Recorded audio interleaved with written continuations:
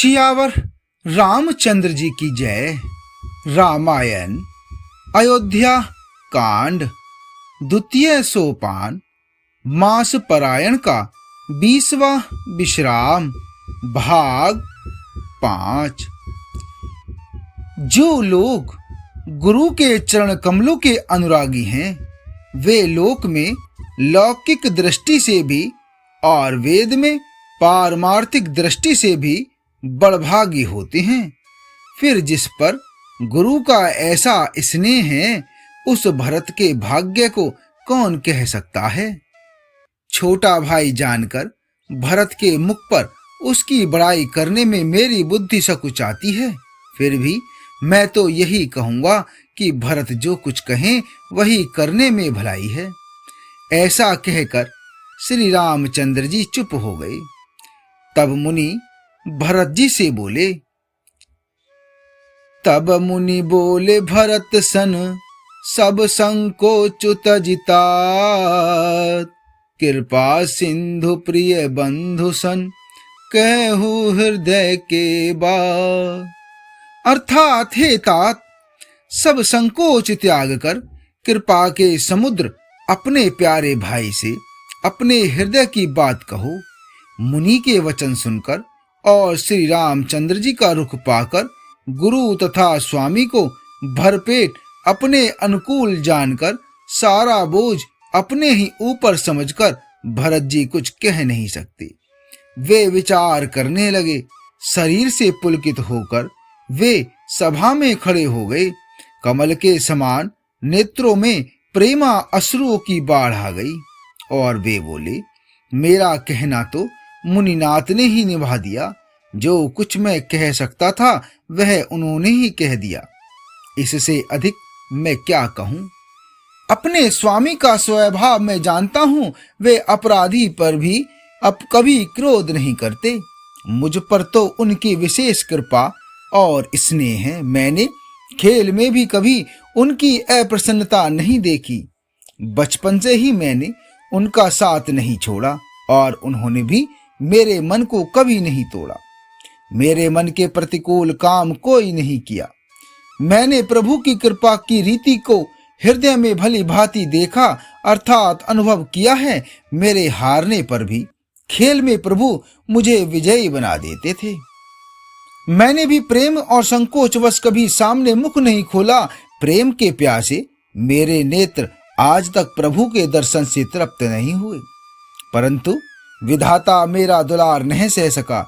उसने नीच माता के बहाने मेरे और स्वामी के बीच अंतर डाल दिया। यह भी कहना आज मुझे शोभा नहीं देता, क्योंकि अपनी समझ से कौन साधु और कौन पवित्र हुआ। जिसको दूसरे साधु और पवित्र माने वही साधु है। माता नीच है और मैं सदाचारी और साधु हूं, ऐसा हृदय में लाना ही करोड़ दुराचारों के समान है। क्या कौंदों की बाली उत्तम धान फल सकती है? क्या काली घोगी मोती उत्पन्न कर सकती है? स्वप्न में भी किसी को दोष का लेश भी नहीं है। मेरा अभाग्य ही अथाह समुद्र है। मैंने अपने पापों का परिणाम समझे बिना ही माता को कटु वचन कहकर व्यर्थ ही जलाया। मैं अपने हृदय में सब ओर खोज कर हार गया। मेरी भलाई का कोई साधन नहीं सूझता। एक ही प्रकार भले ही निश्चय ही मेरा भला है। वह यह है कि गुरु महाराज सर्व समर्थ हैं और श्री सीताराम जी मेरे स्वामी हैं। इसी से परिणाम मुझे अच्छा जान पड़ता है। साधुओं की सभा में गुरु जी और स्वामी के समीप इस पवित्र तीर्थ स्थान में सत्य भाव से कहता हूं, यह प्रेम है या प्रपंच, छल कपट झूठ है या सच। इसे सर्वज्ञ मुनि वशिष्ठ जी और अंतर्यामी श्री रघुनाथ जी जानते हैं। प्रेम के प्रण को निभा कर महाराज पिताश्री का मरना और माता की कुबुद्धि दोनों का सारा संसार साक्षी है। माताएं व्याकुल हैं, वे देखी नहीं जाती। अवधपुरी के नर नारी दुसह ताप से जल रहे हैं। मैं ही इन सारे अनर्थों का मूल हूं। यह सुन और समझकर मैंने सब दुख सहा है।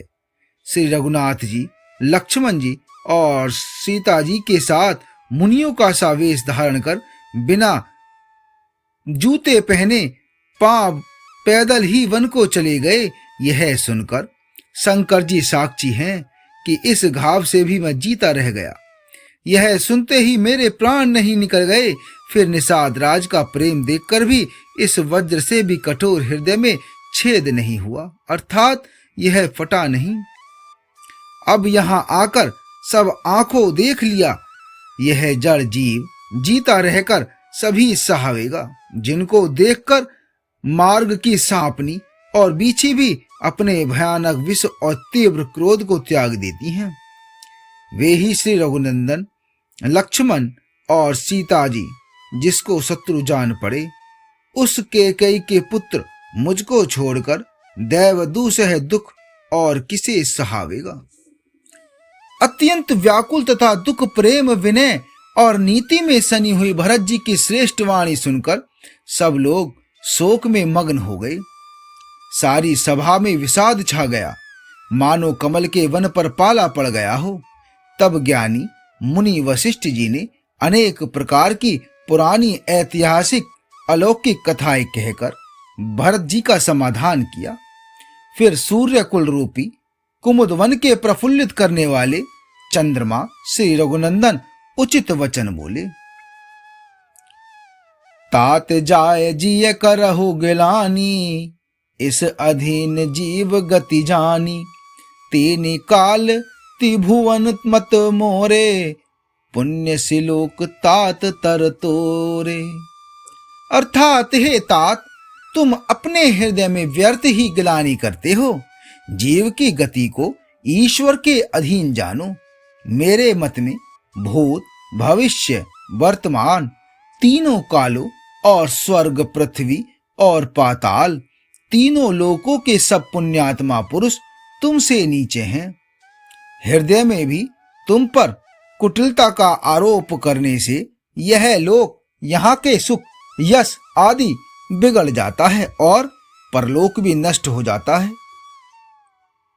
मृत्यु के बाद भी अच्छी गति नहीं मिलती माता कैकेयी को, तो वे ही मूर्ख दोष देते हैं जिन्होंने गुरु और साधुओं की सभा का सेवन नहीं किया।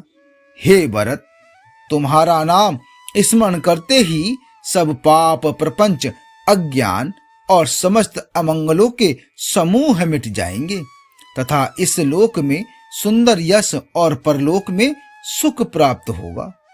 हे भरत, मैं स्वभाव से ही सत्य कहता हूँ, शिव जी साक्षी हैं, यह पृथ्वी तुम्हारी ही रखी रह गई है। हे तात, तुम व्यर्थ कुतर्क न करो, वैर और प्रेम छिपाए नहीं छिपते। पक्षी और पशु मुनियों के पास बेधड़क चले जाते हैं, पर हिंसा करने वाले बधिकों को देखते ही भाग जाते हैं। मित्र और शत्रु को पशु पक्षी भी पहचानते हैं। फिर मनुष्य शरीर तो गुण और ज्ञान का भंडार ही है। हे तात, मैं तुम्हें अच्छी प्रकार जानता हूँ, क्या करूं? जी में बड़ा असमंजस अर्थात दुविधा है कि राजा ने मुझे त्याग कर सत्य को रखा और प्रेम प्रण के लिए शरीर छोड़ दिया। उनके वचन को मेटते मन में सोच होता है, उससे भी बढ़कर तुम्हारा संकोच है। उस पर भी गुरुजी ने मुझे आज्ञा दी है, इसलिए अब तुम जो कुछ कहो अवश्य ही मैं वही करना चाहता हूं। तुम मन को प्रसन्न कर और संकोच को त्याग कर जो कुछ कहो मैं आज वही करूं। सत्य प्रतिज्ञा रघुकुल श्रेष्ठ श्री राम जी का यह वचन सुनकर सारा समाज सुखी हो गया। देवगणों सहित देवराज इंद्र भयभीत होकर सोचने लगे कि अब बना बनाया काम बिगड़ना ही चाहता है, कुछ उपाय करते नहीं बनता। तब वे सब मन ही मन श्री राम जी की शरण गए। फिर वे विचार करके आपस में कहने लगे कि श्री रघुनाथ जी तो भक्त की भक्ति के वश है। अम्बरीश और दुर्वासा की घटना याद करके तो देवता और इंद्र बिल्कुल ही निराश हो गए। पहले देवताओं ने बहुत समय तक दुख सहे। तब भक्त प्रहलाद ने नरसिंह भगवान को प्रकट किया था। सब देवता परस्पर कानों से लग लग कर और सिर धुनकर कहते हैं कि अब इस बार देवताओं का काम भरत जी के हाथ है। हे देवताओं, और कोई उपाय नहीं दिखाई देता।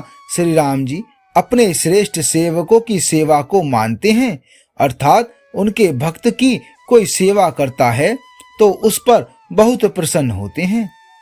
अतएव अपने गुण और सील से श्री राम जी को वश में करने वाले भरत जी का ही सब लोग अपने अपने हृदय में प्रेम सहित स्मरण करो। सुनि सुर मत सुर गुर कहे हो, भल तुम्हार बड़ भागु, सकल सुमंगल मूल जग भरत चरण अनुरागु। देवताओं का मत सुनकर देव गुरु बृहस्पति जी ने कहा कि अच्छा विचार किया, तुम्हारे बड़े भाग्य हैं। भरत जी के चरणों का प्रेम जगत में समस्त शुभ मंगलों का मूल है। सीतानाथ श्री राम जी के सेवक की सेवा सैकड़ों कामधेनुओं के समान सुंदर है। तुम्हारे मन में भरत जी की भक्ति आई है तो अब सोच छोड़ दो, विधाता ने बात बना दी है। हे देवराज, भरत जी का प्रभाव तो देखो। श्री रघुनाथ जी सहज स्वभाव से ही उनके पूर्ण रूप से वश में हैं। हे देवताओं, भरत जी को श्री रामचंद्र जी की परछाई की भांति उनका अनुसरण करने वाले जानकर मन स्थिर करो, डर की बात नहीं है। देवगुरु बृहस्पति जी और देवताओं की सम्मति, आपस का विचार और उनका सोच सुनकर अंतर्यामी प्रभु श्री राम जी को संकोच हुआ। भरत जी ने अपने मन में सब बोझा अपने ही सिर जाना और वे हृदय में करोड़ों अनेकों प्रकार के अनुमान विचार करने लगे। सब तरह से विचार करके अंत में उन्होंने मन में ही यही निश्चय किया कि श्री राम जी की आज्ञा में ही अपना कल्याण है। उन्होंने अपना प्रण छोड़कर मेरा प्रण रखा। यह कुछ कम कृपा और स्नेह नहीं, अर्थात अत्यंत ही अनुग्रह और स्नेह किया। श्री जानकी नाथ जी ने सब प्रकार से मुझ पर अत्यंत अपार अनुग्रह किया। तदनंतर भरत जी दोनों कर कमलों को जोड़कर प्रणाम करके बोले। आगे का भाग 6 में। जय श्री राम।